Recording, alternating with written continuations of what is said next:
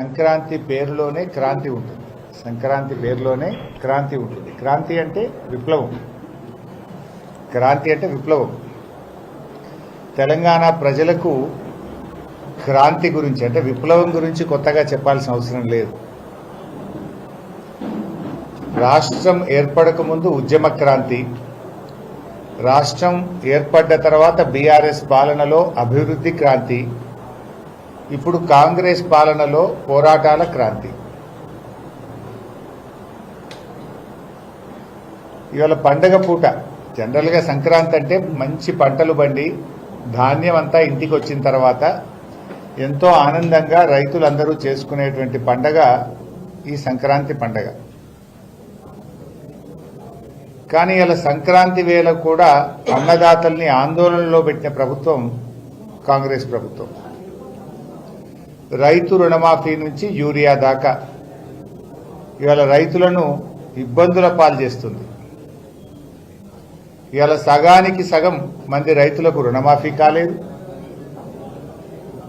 ఏనాడు బీఆర్ఎస్ పాలనలో ఎరువులకు ఇబ్బందే లేదు. ఇవాళ వానలో చలిలో ఉదయాన్నే 3 గంటలకు యూరియా సంచుల కోసం రైతులు లైన్లో నిలబడాల్సిన పరిస్థితి. యాపులు మ్యాపులు కార్డుల పేరిట ఈ ప్రభుత్వం రైతుల ఉసురు పోసుకుంటా ఉన్నది. ఇలా సంక్రాంతి పండుగకు రైతు బంధు డబ్బులు పడతాయో అని ఆశగా ఎదురు చూసిన రైతులకు నిరాశే కాంగ్రెస్ ప్రభుత్వం మిగిల్చింది. కరోనా ఉన్న కేసీఆర్ గారు సంక్రాంతి పండుగ పూట రైతు బంధు అందించి రైతు బాంధవుడుగా కేసీఆర్ గారు నిలిచారు. కానీ కాంగ్రెస్ ప్రభుత్వం ఇటు రైతు బంధు వేయలేదు, రుణమాఫీ పూర్తి చేయలేదు, యాసంగి పంటలకు బోనసు ఇవ్వలేదు, ముఖ్యంగా యూరియా దొరకక రైతుల ఉసురు పోసుకుంటా ఉన్నది. కేసీఆర్ గారు దేశంలో ఎక్కడ లేని విధంగా రైతును రాజు చేయాలని రైతు బంధు పథకాన్ని ప్రవేశపెట్టి 73,000 కోట్ల రూపాయల రైతు బంధును అందించిన నాయకుడు కేసీఆర్. 24 గంటల ఉచిత కరెంట్ అందించిన నాయకుడు కేసీఆర్. రైతు బీమాను అందించిన నాయకుడు కేసీఆర్. చెరువులు, చెక్ డ్యాములు, కాలువలు నిర్మించి సాగుకు ఊతమిచ్చిన నాయకుడు కేసీఆర్. ఈ రకంగా అద్భుతంగా వ్యవసాయాన్ని కేసీఆర్ గారు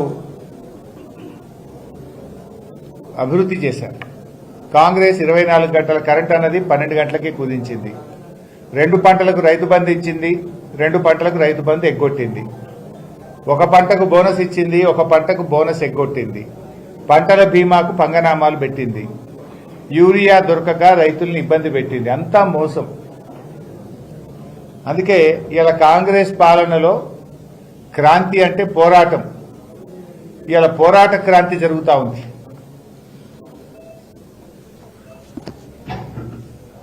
ఇకపోతే ఈ మధ్య రేవంత్ రెడ్డి గారి స్టేట్మెంట్ మీరంతా చూసుకుంటారు.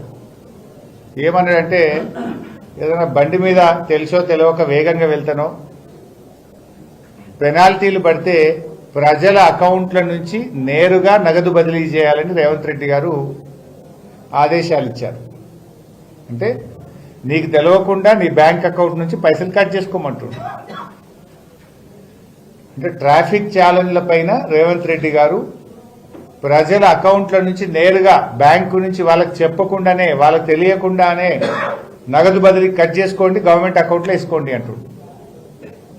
కేసీఆర్ గారి హయాంలోనేమో నగదు బదిలీ ప్రజల అకౌంట్లోకి పంపిండు. రైతు బంధు డైరెక్ట్ ప్రజల అకౌంట్లో వేసిండు కేసీఆర్. అవ్వాతాతలకు 2000 పెన్షన్ నేరుగా అకౌంట్లో వేసిండు కేసీఆర్. కానీ రేవంత్ రెడ్డి ఏమంటుండు, ప్రజల అకౌంట్ల నుంచి లాక్కొని ప్రభుత్వ అకౌంట్లు వేసుకుంటా అంటుండు రేవంత్ రెడ్డి. అసలు ప్రజలకు తెలియకుండా తమ అకౌంట్ నుంచి డబ్బు తీసుకుపోయేటోళ్ళని ఏమంటాము? సైబర్ నేరగాళ్ళు అంటాం. సైబర్ నేరగాళ్ళు నీకు తెలియకుండా నీ అకౌంట్ల నుంచి పైసలు ఎత్తుకపోతారు. మరి సైబర్ నేరగాళ్లకు ఈ రేవంత్ రెడ్డికి తేడా ఏందో నాకైతే అర్థమవుతలేదు. నువ్వు డైరెక్ట్ కట్ చేయంటుండు. నేను అంటున్నా, రేవంత్ రెడ్డి ఎన్నికల ముందు మీరు ఏం చెప్పిండ్రు? బాండ్ పేపర్ మీద రాసిచ్చారు, బాండ్ పేపర్ మీద రేవంత్ రెడ్డి స్వయంగా సంతకం పెట్టిండు. డిసెంబర్ నెల నుంచి అవ్వాతాతలకు 4000 పెన్షన్ ఇస్తా అన్నావు, మహాలక్ష్మి కింద మహిళలకు 2500 ఇస్తా అన్నావు, తులం బంగారం ఇస్తా అన్నావు. మరి అవి ఏమైనాయి? నువ్వు బాండ్ పేపర్ మీద రాసిచ్చి నువ్వు స్వయంగా సంతకం పెట్టి ఒట్లు పెట్టుకున్నావు కదా. మరి ఒట్లు పెట్టుకున్నందుకు నెల నెల అవ్వాతాతలకు ఇవ్వాల్సిన 4000 రూపాయల డబ్బులు కానీ, ఆడపిల్ల పెళ్లికి ఇస్తామన్న తులం బంగారం కానీ, మహాలక్ష్మి పథకం కింద మహిళలకు ఇస్తామన్న నెలకు 2500 రూపాయలు రేవంత్ రెడ్డి అకౌంట్ నుంచి మరి సీదా ఆటో క్రెడిట్ చేసే పని కూడా చేయాలని నేను డిమాండ్ చేస్తా ఉన్నా. నువ్వు ఛాలెంజ్ డబ్బులు ఆటో క్రెడిట్ చేస్తా అంటున్నావు కదా బ్యాంకుల నుంచి, మరి నువ్వు కూడా బాండ్ పేపర్ మీద రాసిచ్చి ఒట్లు పెట్టి సంతకం పెట్టించినావు కదా. మరి నీ అకౌంట్ నుంచి కూడా లేదా ప్రభుత్వ ఖజానా నుంచి ఆటో క్రెడిట్ చేసి ప్రజలకు తీసుకుంటాం. మరి నువ్వు ఎట్లా తీసుకుంటావో మరి ప్రజలకు కూడా అదే హక్కు ఉంటుంది కదా.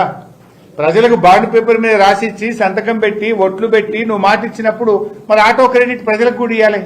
4000 పెన్షన్ ఇవ్వాలి, మహాలక్ష్మి 2500 ఇవ్వాలి, college fee reimbursement SC ST BC విద్యార్థులకు ఇవ్వాలి, అక్క చెల్లెళ్లకు తులం బంగారం ఇవ్వాలి. ఇది కూడా ఆటో క్రెడిట్ పెట్టుకుందాం. మరిగా నీ రేవంత్ రెడ్డి అకౌంట్ నుంచి పెడదామా, గవర్నమెంట్ అకౌంట్ నుంచి పెడదామా, అది కూడా ఆటో క్రెడిట్ పెట్టు. ప్రజల పైసలు లాక్కోవడానికి ఆటో క్రెడిట్ పెడితే ప్రజలకు ఇవ్వాల్సిన డబ్బులకు కూడా ఆటో క్రెడిటే పెట్టాలి కదా. రిటైర్డ్ ఉద్యోగులకు ఇవ్వాల్సిన పెన్షన్ డబ్బులు కావచ్చు, మా ప్రభుత్వ ఉద్యోగులకు రావాల్సిన డిఏలు కావచ్చు, పీఆర్సీలు కావచ్చు, మా ఆర్టీసీ కార్మికులకు రావాల్సిన వేతన ఒప్పందం కావచ్చు, ఆశా అంగన్వాడీ ఈజీఎస్ ఉద్యోగులకు ఇచ్చినటువంటి హామీలు కూడా ఆటో క్రెడిట్ పెడదాం.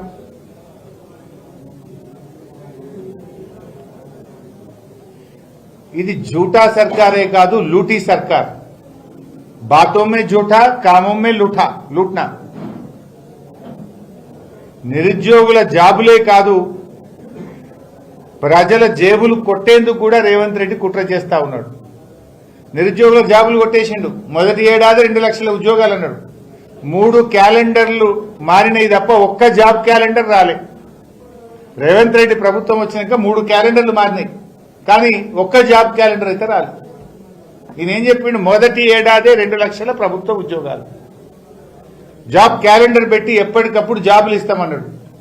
రేవంత్ రెడ్డి గారు నువ్వు వచ్చినాక 3 జాబ్ క్యాలెండర్లు మారినాయి, ఒక్క జాబ్ క్యాలెండర్ వచ్చిందా? 3 క్యాలెండర్లు మారినాయి కానీ ఒక్క జాబ్ క్యాలెండర్ రాలే. నువ్వు వచ్చినాక 3 సంక్రాంతి పండుగలు వచ్చినాయి, కానీ నువ్వు ఇచ్చిన 3 హామీలు కూడా అమలు కాలే.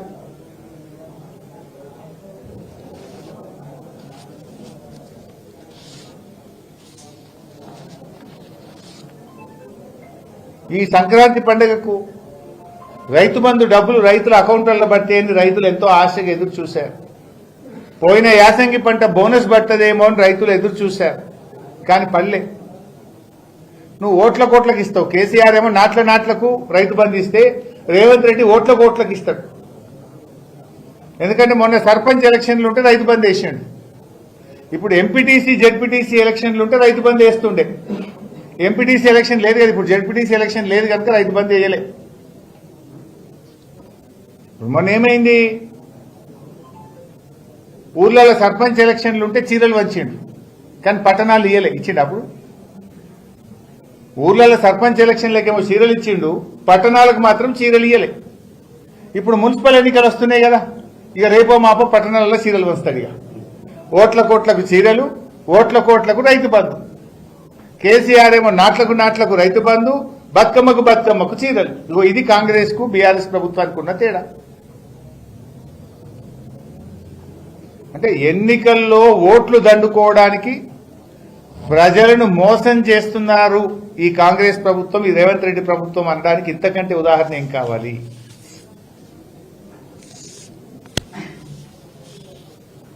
ఇక 3వ అంశం, 2 అంశాలు అయిపోయినాయి బాస్. థర్డ్, సరే మీరందరూ కూడా జర్నలిస్టులే బాస్. మీకు ఒక వార్త తెలిసినప్పుడు వార్తను మీరు ఒక జర్నలిస్ట్గా ప్రసారం చేస్తారు. అప్పుడు నువ్వు ఆ వార్త ఎట్లా వేసినావు కేసు పెట్టి ఎట్లా పోయి ఇక వార్తలు రాయాలన్నా వద్దా? అంటే ఇవాళ ఎన్టీవీ భుజం మీద తుపాకు పెట్టి మొత్తం మీడియాను భయభ్రాంతులకు గురి చేస్తున్నాడు. అన్ని మీడియా ఛానళ్లను, మీడియా హౌజులను తన కట్టడిలోకి తీసుకోవాలని రేవంత్ రెడ్డి ప్రభుత్వం ప్రయత్నం చేస్తుంది. ఇప్పుడు ఈ ప్రజాస్వామ్యంలో 4 స్తంభాలు ఉంటాయి. ఒకటి శాసనసభా వ్యవస్థ, ప్రజాస్వామ్య వ్యవస్థ. 2 న్యాయస్థానాలు. 3వది బ్యూరోక్రసీ అంటే కార్యనిర్వాహక వర్గాలు. 4వ స్తంభం మీడియా. ఈ 4 బాగుంటేనే ప్రజాస్వామ్యం అనేది పదిలంగా ఉంటుంది. కానీ 4వ స్తంభమైన ప్రజాస్వామ్య వ్యవస్థకు అత్యంత ముఖ్యమైనటువంటి మీడియాను ఈరోజు రేవంత్ రెడ్డి బ్లాక్మెయిల్ చేస్తూ ఉన్నాడు. రేవంత్ రెడ్డికి ఎందుకో మీడియా అంటే చాలా కోపం ఉంది. ఆ మధ్య ఒకసారి మాట్లాడుతూ ఏమన్నాడు, జర్నలిస్టులను చూస్తే వల్ల చెంపలని వలగొట్టబుద్ధి అవుతుంది అని ఓపెన్ గా పబ్లిక్ మీటింగ్ లో మాట్లాడారు. వల్ల చెంపలు వలగొట్టాలనిపించిందట ఆయనకు. ఆయన అంత కసి ఉన్నది మీడియా మీద. అది నేను చెప్తలేను, రేవంత్ రెడ్డి గారే పబ్లిక్ మీటింగ్ లో చెప్పిన మాట గుర్తు చేస్తున్నా. ఇవాళ ఆయన కడుపులో ఉన్న ఆక్రోశాన్ని ఇలా అక్రమంగా అర్ధరాత్రి పూట జర్నలిస్టులను అరెస్ట్ చేస్తూ వికృత ఆనందం పొందుతా ఉన్నాడు రేవంత్ రెడ్డి గారు. ఇలా మీడియా అనేది చాలా ముఖ్యం. మీడియా ప్రశ్నించడం మానేస్తే అధికారంలో ఉన్న వాళ్ళు బరి తెగిస్తారు, ప్రజలకు మోసపోతారు, ప్రజలకు గొంతుక లేకుండా పోతుంది. ఇది ప్రజాస్వామ్యానికి ఎంత మాత్రం మంచిది కాదు. ఇదే కాంగ్రెస్ ప్రభుత్వం, ఇదే రేవంత్ రెడ్డి గారు ఆ రోజు ఏమన్నారు, ప్రజాపాలన అంటే మేము ఒక 7వ గ్యారంటీ ఇస్తున్నాం, 7వ గ్యారంటీగా స్వేచ్ఛనిస్తున్నాం, 7వ గ్యారంటీగా ప్రశ్నించే హక్కును ప్రజలకు కల్పిస్తున్నాం అని ఆ రోజు గప్పాలు కొట్టారు. మరి ఇలా అధికారంలోకి వచ్చిన మరుక్షణం నుంచే నియంతృత్వంగా వ్యవహరిస్తున్నారు, ఎమర్జెన్సీని తలపించే విధంగా వ్యవహరిస్తా ఉన్నారు. నిన్న అర్ధరాత్రి పూట జర్నలిస్టులను అరెస్ట్ చేయాల్సిన అవసరం ఏమొచ్చింది? ఆ జర్నలిస్టులు ఏమైనా తీవ్రవాదులా, టెర్రరిస్టులా, సంఘ విద్రోహ శక్తుల, బడా బడా బ్యాంకుల్ని లూటీ చేసినటువంటి ఆర్థిక ఉగ్రవాదుల? ఎందుకు అంత అర్ధరాత్రి పూట అరెస్ట్ చేసినావు?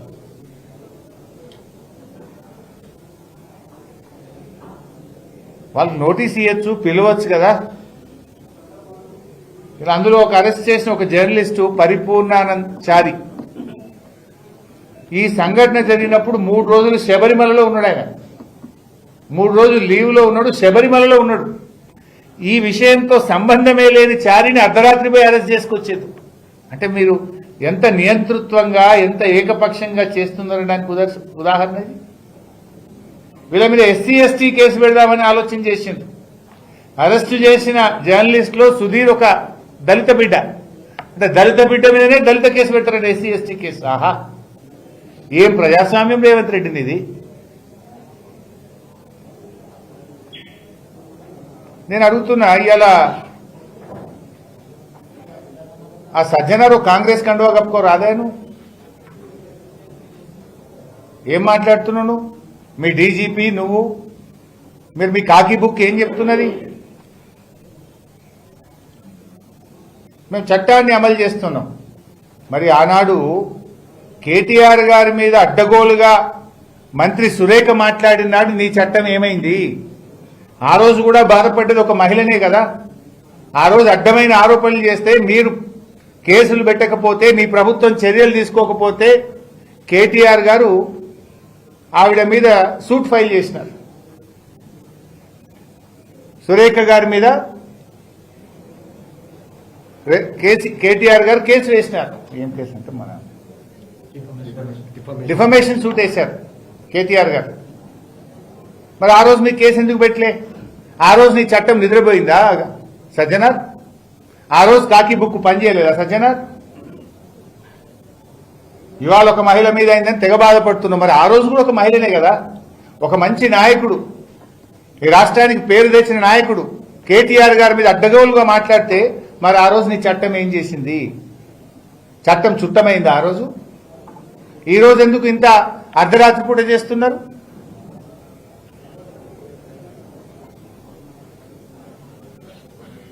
మరొక మంత్రి, ఆయన కుమారుడు, ఆయన కంపెనీ అర్ధరాత్రి పూట పోయి హైదరాబాద్లో బౌన్సర్లను పెట్టి భూములు కబ్జా చేసిండ్రు. మరి ఆ రోజు నుంచి ఈ రోజు వరకు ఆ మంత్రి గారి కుమారుణ్ణి గాని ఆ మంత్రి గారి కంపెనీ రాఘవ కన్స్ట్రక్షన్ లో ఒక్కరిని కూడా ఎందుకు అరెస్ట్ చేయలేదు? దాని మీద ఎందుకో సిట్ అయ్యారు? పట్టబగలు ఒక పేదవాడు సామాన్య ప్రజల భూమిని కబ్జా చేస్తే, కోట్ల రూపాయల భూమిని హైదరాబాద్ నడిబొడ్డున కబ్జా చేస్తే ఆ రోజు చట్టం ఏం చేసింది? దాని మీద ఎందుకు సిట్ అయ్యారు? దాని మీద ఈ రోజు వరకు ఎందుకు అరెస్ట్ చేయరు? అర్ధరాత్రి పోయి పట్టుకురావచ్చు కదా మరి వాళ్ళు. కానీ అక్కడేం చేసిండ్రు? పాపం నిజాయితీగా వ్యవహరించిన ఒక సిఐ గారిని బదిలీ చేసింది 24 గంటల్లో. ఆయన పేరు ఉండే ఆ సిఐ గారిని బదిలీ చేసిండ్రు. అక్కడనేమో చట్టం పనిచేస్తలేదు. సజ్జనార్కు డీజీపీకి చట్టం కనబడతలేదు. మంత్రి గారి కంపెనీ పోయి బౌన్సర్లను పెట్టి భూమిని కబ్జా చేస్తే చట్టం నిద్రపోతుంది ఆ రోజు. అక్కడ అర్ధరాత్రి అరెస్టులు ఉన్నాయి. పాపం నిజాయితీ వివరించిన సిఐనేమో ట్రాన్స్ఫర్ చేస్తారు, ఆయనకు బహుమానం ఇస్తారు బదిలీ చేసి. ఇదా చట్టం మిస్టర్ సజ్జనార్? నేను అడుగుతున్నా డీజీపీని. ఇగో ఇది కాంగ్రెస్ పార్టీ ఏఐసిసి నాయకుడు సంపత్ కుమార్ గారు నేషనల్ హైవే 44లో కాంట్రాక్టర్ను కోట్ల రూపాయల డబ్బులు ఇవ్వమని బెదిరించిండు. మిషన్లు తగలబెట్టాలని బెదిరిస్తే ఆ కంపెనీ వాళ్ళు 9వ తేదీ పోలీస్ స్టేషన్లో కంప్లైంట్ ఇచ్చిండ్రు. మరి ఎందుకో ఎఫ్ఐఆర్ నమోదు కాదు? ఎందుకో అర్ధరాత్రి పోయి మీ కాంగ్రెస్ ఏఐసిసి నాయకుడు సంపత్ కుమార్ని అరెస్ట్ చేయకపోతుంది? మిస్టర్ సజ్జనార్, ఏం చేస్తుంది నీ చట్టం? మహేందర్ రెడ్డి గారు, ఏం చేస్తుంది మీ చట్టం? చట్టం అందరికీ ఒకే రీతిన ఉంటుందా? చట్టం కాంగ్రెస్ పార్టీ నాయకులకు చుట్టమైందా? ఈ కేసులో ఇది కంప్లైంట్ కాపీ. ఇది ఏ ఫోన్ నంబర్ నుంచి వచ్చింది, ఎన్ని గంటలకు వచ్చింది? Sampath Kumar, they have also stated that they are sent by Mr. Sampath Kumar, ex-MLA Alampur constituency, to stop the work till further information is sent to the company to continue the work. They have also advised the staff to inform the company's management to settle the issue by paying the ransom amount and demanded at an early date for peaceful execution of the work.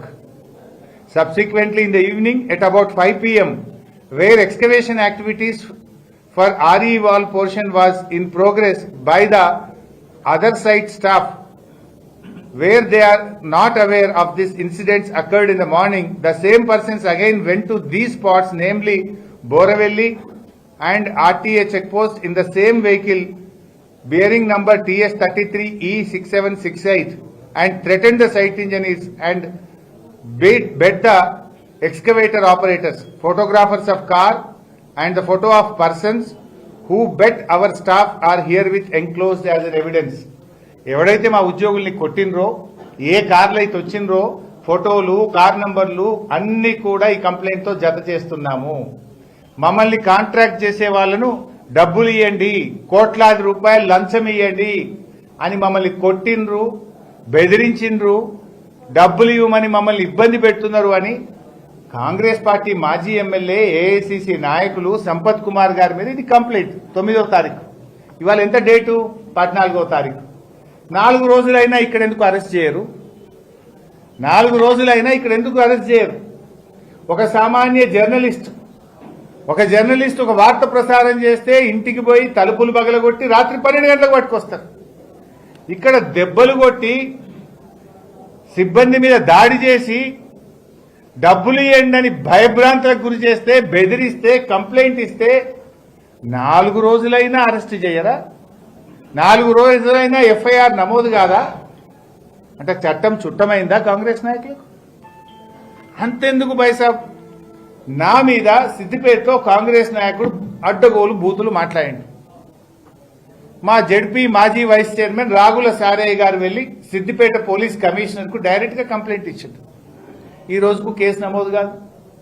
మరి అక్కడ కూడా మా వ్యక్తిగత హననం జరిగింది, వ్యక్తిగతంగా అనరాని మాటలు మా మీద మాట్లాడినరు. మరి అక్కడ కూడా అరెస్ట్ చేయాలి కదా. నేను ఒక ప్రజాప్రతినిధి, బాధ్యతాయుతమైన పదవిలో ఉన్నా.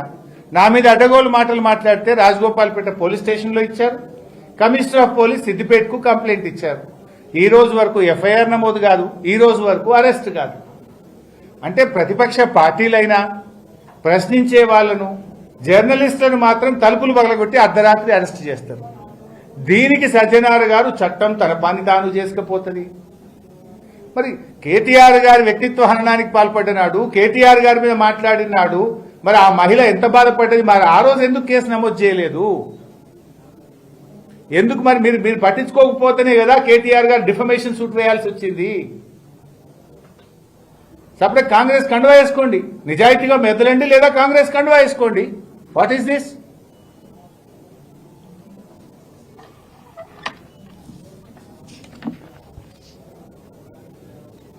ఇంకో బాధ కలిగేది ఏంటంటే రేవంత్ రెడ్డి గారికి ఈ మిడ్ నైట్ ఏమంటారు చూడండి, రాత్రి కాగానే కొన్ని సినిమాల్లో ఇట్లా అయిపోతారు చూడు మనుషులు, 12 కాగానే మనిషి ఏమవుతాడు, రెమో. రాత్రి 12 కాగానే మనుషుల్లో ఇట్లా మార్పు అప్పుడప్పుడు సినిమాల్లో చూస్తుంటాం. ఏది కొన్ని ఆ సినిమాలు ఉంటాయి, ఏం సినిమాలు, క్రైమ్ హారర్ సినిమాలు ఉంటాయి చూడు, అట్లాంటి లక్షణం ఏదో ఉన్నట్టుంది రేవంత్ రెడ్డికి. అరాచకవాది నిద్రలేస్తాడు రేవంత్ రెడ్డిలో. కోర్టు సెలవులు ఉన్నప్పుడేమో హైడ్రా కూల్చివేతలు, కోర్టు ఇవాళ శనివారం అనగానే పొద్దుగాల జేసీబీ వస్తుంది కూలగొట్టడానికి. అర్ధరాత్రి సమయంలో జనాల మీదకి పోలీసులు.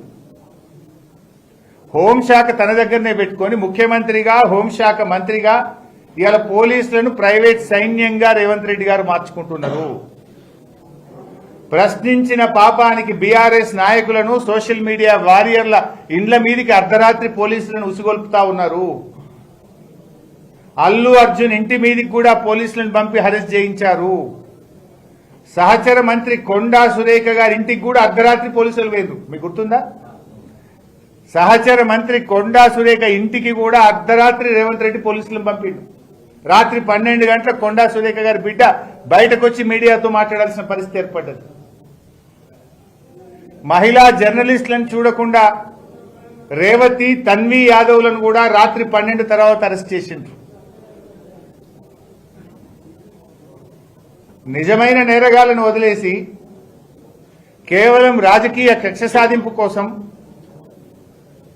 ప్రతిపక్షం మీద, ప్రశ్నించే గొంతుల మీద రేవంత్ రెడ్డి గారు పోలీసులను ఉసుగొల్పుతా ఉన్నారు. దర్జాగా పట్టబదలు నేషనల్ హైవే కాంట్రాక్టర్ను బెదిరించి డబ్బులు ఇవ్వమని దెబ్బలు కొడుతుంటే గల్లా పట్టుకుని కొట్టే కేసులు ఉండవు, అరెస్టులు ఉండవు. పట్టబగలు హైదరాబాద్ నడిబొడ్డున రాఘవ కంపెనీ భూ కబ్జాలు చేస్తే కేసులు ఉండవు, సిట్టులు ఉండవు, అరెస్టులు ఉండవు. హైదరాబాద్ నడిబొడ్డున గన్ను పెట్టి పారిశ్రామికవేత్తల వద్ద అక్రమంగా వసూళ్లు చేస్తే కేసులుండవు, సిట్లుండవు. నేను చెప్పలే కదా, కేబినెట్ మంత్రి సురేఖ గారి బిడ్డనే చెప్పింది. రేవంత్ రెడ్డికి అత్యంత సన్నిహితుడు రోహిన్ రెడ్డి పారిశ్రామికవేత్తకు ఘనత మీద తుపాకీ పెట్టి డబ్బులు వసూలు చేసిండు అని నేను చెప్పినా, కొండా సురేఖ గారి బిడ్డ చెప్పింది. దాని మీద ఎందుకో సిట్ అయ్యో, మరి దాని మీద కూడా సిట్టేసి తుపాకీ తెచ్చినోడేవాడు, తుపాకీ పెట్టినోడేవాడు, ఎక్కడ జరిగింది, ఎవరి దగ్గర వసూలు చేసిండ్రు, ఎంత వసూలు చేసిండ్రో సిట్ వేయాలన్నా వద్దా? మరి దాని మీద ఎందుకు సిట్ వేయకపోతే రేవంత్ రెడ్డి? అంటే నువ్వు సెలెక్టివ్గా వేస్తావా సిట్టు? ప్రతిపక్షాల మీదనో ప్రశ్నించే గొంతుల మీద మాత్రమే సిట్ వేస్తావా? హైదరాబాద్ బ్రాండ్ ఇమేజ్ దెబ్బతీసి రాష్ట్ర పరువు తీసే విధంగా నీ ఇంటి ముంగటనే గెస్ట్ హౌస్ లో, ముఖ్యమంత్రి ఇంటి ముందు గెస్ట్ హౌస్ లో గన్ పాయింట్లు పెట్టి పారిశ్రామికవేత్త దగ్గర పైసలు వసూలు చేస్తే సిట్ అయ్యవు. నీ ఇంటికి కూతవేటు దూరంలో హైదరాబాద్ నడుబొడ్డున నీ మంత్రి గారి కంపెనీ భూ కబ్జా చేస్తే దాని మీద సిట్ అయ్యవు. నీ ఏఐసిసి కాంగ్రెస్ నాయకుడు పట్టబగలు దాడి చేసి దెబ్బలు కొట్టి గుండాగిరి చేసి డబ్బులు వసూలు చేస్తుంటే దాని మీద సిట్టు వెయ్యవు. ఎవరి మీద సిట్టు? ఈ జర్నలిస్టుల అక్రమ అరెస్టులను తీవ్రంగా ఖండిస్తా ఉన్నాం. వారి మీద ఎస్సీ ఎస్టీ కేసులు పెట్టుడో, అన్యాయంగా అక్రమంగా ఆ జర్నలిస్టులను ఇబ్బంది పెడితే తప్పకుండా బీఆర్ఎస్ పార్టీ వారికి మద్దతుగా ఉంటుంది. అది ఎవరైనా సరే ఇవాళ ఒకరికి జరగచ్చు, రేపు ఇంకొకరికి జరుగుతుంది. అంటే మొత్తం మీడియాను తన చెప్పు చేతుల్లో ఉంచుకునే విధంగా, మీడియాను భయపెట్టే విధంగా ఇలా రేవంత్ రెడ్డి గారు వ్యవహరిస్తా ఉన్నారు. దీన్ని బీఆర్ఎస్ పార్టీ తీవ్రంగా ఖండిస్తుంది. రాష్ట్రంలోని అన్ని జర్నలిస్ట్ సంఘాలు కూడా ఈరోజు ఖండించాయి. అన్ని జర్నలిస్ట్ సంఘాలు కూడా బేషరతుగా జర్నలిస్టులను విడుదల చేయాలని చెప్పి డిమాండ్ చేశాయి. లేదంటే రేపు రాష్ట్ర వ్యాప్తంగా పండుగ పూట కూడా ధర్నాలు చేస్తామని జర్నలిస్ట్ సంఘాలు ఇప్పటికే డిక్లేర్ చేసినాయి. ఆ జర్నలిస్ట్ సంఘాల పోరాటానికి వారి ఏ కార్యక్రమం తీసుకున్నా బీఆర్ఎస్ పార్టీ సంపూర్ణమైన మద్దతునిస్తుంది. ఆ జర్నలిస్టులకు అండగా నిలబడుతుంది. ప్రజాస్వామ్యంలో మీడియా 4వ స్తంభం. మీడియా తప్పకుండా ప్రశ్నించే హక్కు ఉంటుంది. అసలు చరిత్రలో ఎప్పుడు కూడా ఒక మీడియా హౌస్కు వెళ్ళి, పోలీసులు మీడియా హౌస్కు వెళ్ళి సీజ్ చేయడము, కంప్యూటర్లు ఎత్తుకుపోవడం ఎప్పుడు జరగలే. ఫస్ట్ టైం జరుగుతుంది. ప్రశ్నించే హక్కు 7వ గ్యారంటీ ఇస్తున్నాం, ప్రజాస్వామ్య హక్కులు కల్పిస్తామంటే ఇదేనా? రాష్ట్రంలో ఎప్పుడన్నా ఒక మీడియా హౌస్కు పోలీసులపై సీజ్ చేసిన పరిస్థితి ఉందా? ఒక మీడియా హౌస్ మీద దాడి చేసిన పరిస్థితి ఉందా? ఇది ఎక్కడి పద్ధతి అని అడుగుతా ఉన్నాం. సో మేము మళ్ళీ కోరుతా ఉన్నాం, పంతాలకు పట్టింపులకు పోకండి, పగ ప్రతీకారం పక్కన పెట్టండి, న్యాయబద్ధంగా వ్యవహరించండి, అరెస్టు చేసిన జర్నలిస్టులను బేషరతుగా విడుదల చేయండి, అక్రమ కేసులు నమోదు చేయకండి. ఒకవేళ ఈ అక్రమ కేసులు నమోదు చేసి వాళ్ళని ఇబ్బంది పెడితే జర్నలిస్టుల సంఘాలు చేసే పోరాటానికి బీఆర్ఎస్ పార్టీ అండగుంటుంది.